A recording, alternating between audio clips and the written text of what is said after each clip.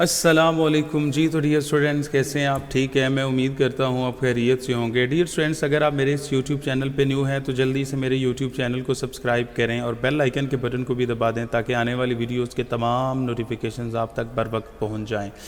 Dear students, इस video lecture में हम पास्ट कॉन्टीन्यूस टेंस से पैसिव वॉइस बनाने का तरीका क्या है ये बहुत ही ईजी तरीके से सीखेंगे। बस शर्त ये है कि आपने अटेंटिवली और तवज्जो के साथ आपने ये वीडियो देखनी है, वीडियो लेक्चर समाप्त करना है, सुनना है। तो चलिए, सबसे पहले तो दो चीज़ें आप बुनियादी तौर पर, दो टेबल्स जहन में रख लें। एक ये वाला टेबल है एक्टिव वॉइस वाला और दूसरा पैसिव वॉइस वाला।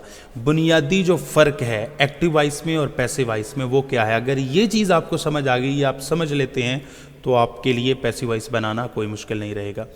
एक्टिव वॉइस जुमले के अंदर सबसे पहले सब्जेक्ट आता है पहले नंबर पे, दूसरे नंबर पर वर्ब आता है और तीसरे नंबर पर ऑब्जेक्ट आता है।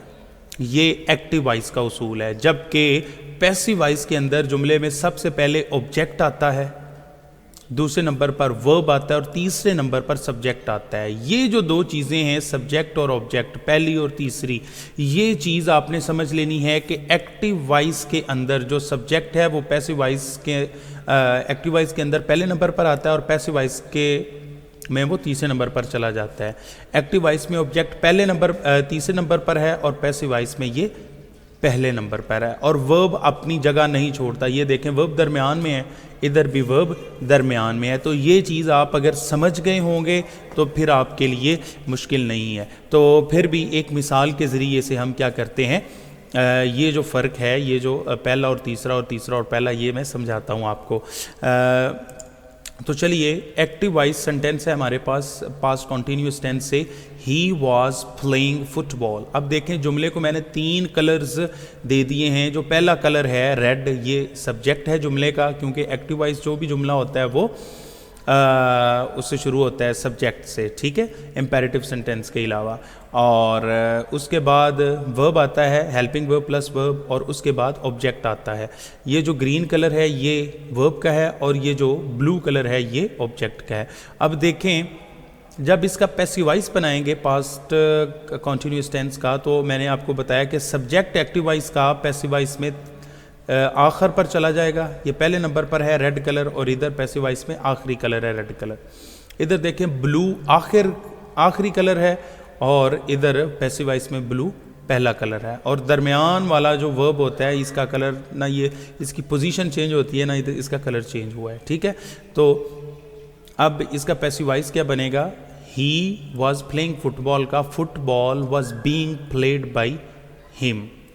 एक बात आपने याद रखनी है कि जो present continuous tense past continuous tense active voice है उसमें वाज वर के बाद फेल की चौथी फॉर्म आती है, जबकि जो पैसिव वॉइस है पास्ट कॉन्टीन्यूस टेंस का उसमें वाज वर बीइंग के बाद फेल की थर्ड फॉर्म आती है। Was being, were being plus third form of verb, ठीक है जी।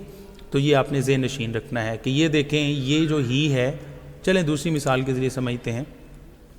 अब जी आगे जो हम जुमलों की प्रैक्टिस करने लगे हैं, ये 9th और 10th क्लास के जो पैसिव वॉइस के जुमले आपके इम्तिहान में आते हैं, इसके हवाले से ये सबसे ज़्यादा इंपॉर्टेंट जुमले, लिहाजा आपने इन जुमलों को अच्छे तरीके से इनका पैसिव वॉइस याद कर लेना है। एक्टिव वॉइस देखते हैं। The teacher was teaching a new lesson. The teacher active voice का ये एक्टिव वॉइस जुमला है पहला। ये द टीचर सब्जेक्ट है, वाज टीचिंग वर्ब है और अ न्यू लेसन ये क्या है, ऑब्जेक्ट है। अब देखें, सबसे पहले जो लास्ट पे ऑब्जेक्ट होना है एक्टिव वॉइस का, उसे पैसिव वॉइस बनाने के लिए सबसे पहले ले आना है a new lesson, a new lesson. उसके बाद जो शुरू पर क्या होना है, एक्टिव वॉइस का सब्जेक्ट होना है, उसे ऑब्जेक्टिव केस में पैसिव वॉइस के आखिर पर ले आना है। ये जुमले के शुरू में था ना, अब पैसिव वॉइस में जुमले के आखिर पर। बस ये आपने तब्दीली सीखनी है कि जो एक्टिव वॉइस का सब्जेक्ट होगा वो शुरू में होगा, लेकिन जब पैसिव वॉइस बनाएंगे तो वो आखिर पर चला जाएगा।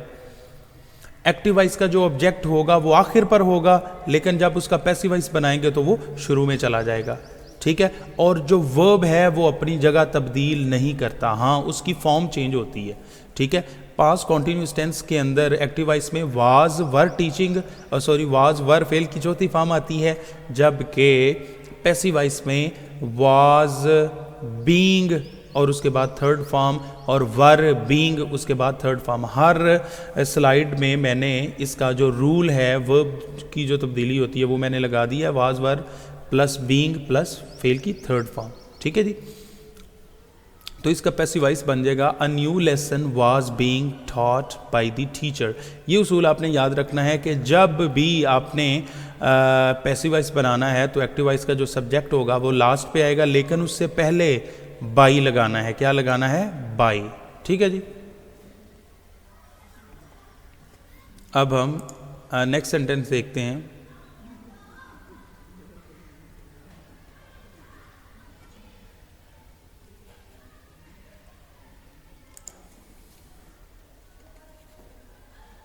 तो नेक्स्ट जो सेंटेंस है एक्टिव वॉइस का वो है he was reading a book. He was reading a book. He क्या है? जुमले में सब्जेक्ट है, एक्टिव वॉइस का सब्जेक्ट जुमले के शुरू में आता है। वॉज रीडिंग वर्ब है और आ बुक एक किताब, ये क्या है? ऑब्जेक्ट है।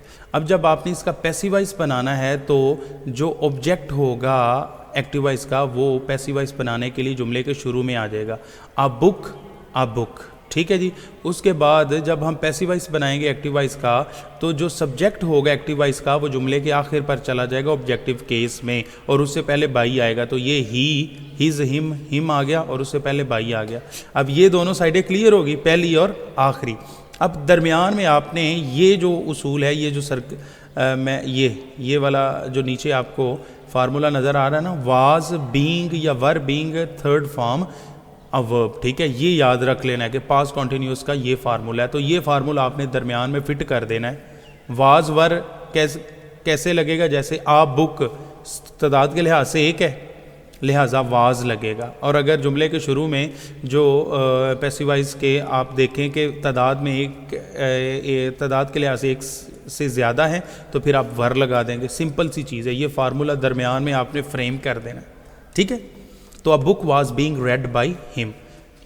नेक्स्ट सेंटेंस देखते हैं। The mason was making a wall. The mason, ठीक है जी, जो मिस्त्री है, वॉज मेकिंग बना रहा था, अ वॉल एक दीवार। तो ये एक्टिव वॉइस जुमला है ये। ठीक है, द मेसन सब्जेक्ट है, वॉज मेकिंग वर्ब है और अ वॉल क्या है? ये ऑब्जेक्ट है। अब जब इसका पैसिव वॉइस है ये नीचे, तो अ वॉल एक्टिव वॉइस का ऑब्जेक्ट है, तो ये पैसिव वॉइस का सब्जेक्ट शुरू में आ जाएगा। उसके बाद एक्टिव वॉइस का जो सब्जेक्ट होगा वो पैसिव वॉइस के लास्ट पर चला जाएगा, इधर ये, हाँ ये ये। ठीक है, तो ये लास्ट पर आ गया है। ठीक है, और दरमियान में आपको पता है कि शुरू में आपने देखना है वॉल तादाद के लिहाज से एक दीवार है, तो क्या आएगा? वाज बीइंग फेल की third form made, a wall was being made by the mason. ये सिंपल सा उसूल है। नेक्स्ट जुमला देखते हैं जी। He was reading a book. He was reading a book active voice का जुमला है। अब इसका पैसिव वॉइस बनाना है तो जो थर्ड नंबर पे है ऑब्जेक्ट उसे हम शुरू में ले आएंगे, अ बुक, अ बुक। शुरू में जो सब्जेक्ट है उसे लास्ट पे ले आएंगे, उसका ऑब्जेक्टिव केस ही, हिज, हिम और उससे पहले बाई, और दरमियान में हमने फार्मूला फ्रेम कर देना। फ्रेम वो क्या है? अगर जुमले के शुरू में सिंगुलर है चीज़, अ बुक एक है तादाद के लिहाज से, तो वाज बीइंग रेड, और अगर जमा है तो वर बीइंग रेड, तो वाज बीइंग रेड आएगा क्योंकि शुरू में सिंगुलर है। आ गया जी, दे वर नॉट बॉइलिंग एग्स। ठीक है जी, तो एग्स ऑब्जेक्ट है, शुरू में आ जाएगा। ठीक है, जमा है तो वर आ जाएगा, उसके बाद नॉट बॉइल्ड आ जाएगा, और देम का ऑब्जेक्टिव केस आएगा, दे का देम, और उससे पहले बाई आ जाएगा। Eggs for not boiled by them. ये सिंपल ट्रिक है, पहले को लास्ट पर बना दें, लास्ट को पहले पर ला दें, और दरमियान में फार्मूला याद करके फ्रेम कर दें, आपका पैसिव वॉइस बन गया। अब ये आपको पता है जब इंटेरोगेटिव सेंटेंस बनाते हैं तो शुरू में हेल्पिंग वर्ब आ जाता है, तो हेल्पिंग वर्ब को आपने as it is passive voice में शुरू ऊपर से नीचे ले आना होता है, एक्टिव वॉइस से पैसिव वॉइस में ले आना होता है, उसकी जगह चेंज नहीं करते। बाकी रह गया ही ड्राइविंग आ कार। ठीक है, तो ही सब्जेक्ट है तो पैसिव वॉइस में ये आखिर पर चला गया, और आ कार ऑब्जेक्ट एक्टिव वॉइस का तो ये शुरू में आ गया, और ड्राइविंग फेल की चौथी फॉर्म है, और आपको पता है कि कोई भी पैसिव वॉइस है उसमें थर्ड फॉर्म आती है, लेकिन पास्ट इंडेफिनेट में थर्ड फॉर्म से पहले बीइंग आता है। तो being driven by him, was a car being driven by him, तो ये। उसके बाद डबल इंटेरोगेटिव आ जाता है, जैसे why, when, how many, how much. ठीक है, सिंस व्हेन, ठीक है। तो इस तरह के अल्फाज जो आ जाते हैं वो भी जुमले में ऐसे ही आ जाते हैं। पैसिव वॉइस में उनकी जगह तब्दील नहीं होती, वो जहाँ पर होते हैं वहाँ पर रहते हैं। वाई वॉज, वाई सवालिया लफ्ज़ है, ठीक है, तो ये ऐसे ही नीचे आ जाएगा। वाज हेल्पिंग वर्ब है तो ये भी वैसे ही आ जाएगा, ठीक है जी। दी टीचर पनिशिंग दैम, दी टीचर सब्जेक्ट एक्टिव वॉइस का, तो ये शुरू में है तो ये लास्ट पे चला जाएगा बाय द टीचर। और देम ये ऑब्जेक्ट है एक्टिव वॉइस का, तो ये पैसिव वॉइस में सब्जेक्ट बन जाएगा, देम से दे आ जाएगा। और दरमियान में पनिशिंग फेल की चौथी फॉर्म है, प्रेजेंट पास्ट कॉन्टीन्यूस टेंस है, तो इसका past continuous tense passive voice में जब बनाएगा तो बीइंग, बीइंग के बाद फेल की थर्ड फॉर्म आ जाएगी। तो why were they being punished by the teacher, why were they being punished by the teacher, ये इसका पैसिव वॉइस है। Who was knocking at the door, दरवाज़ा कौन दस्तक दे रहा था दरवाजे पर, तो by whom was the door being knocked at, ये सेंटेंस है। Who को हम तब्दील करते हैं किस में, whom में। Who को किस में तब्दील करते हैं, whom में। जी तो डियर स्टूडेंट्स, ये था आज का वीडियो लेक्चर। मैं उम्मीद करता हूँ कि आपको आज का वीडियो लेक्चर पसंद आया होगा और आपको passive voice past continuous tense के सेंटेंसेस से बनाने अब मुश्किल फील नहीं होते होंगे। अगर आपको मेरे इस यूट्यूब चैनल के इंग्लिश लेसन और इंग्लिश ग्रामर पर मबनी वीडियोस लेक्चर पसंद आए तो सबसे पहले आपने as a token of appreciation, शुक्रिया के तौर पे मेरा यूट्यूब चैनल सब्सक्राइब करना है और बेल आइकन को भी दबाना है और कमेंट्स करके आपने लाजमी बताना है कि आपको वीडियो लेक्चर कैसा लगा। Thanks for watching this video. अपना ख्याल रखिए, अल्लाह ताला आपको कामयाबियों से नवाजे।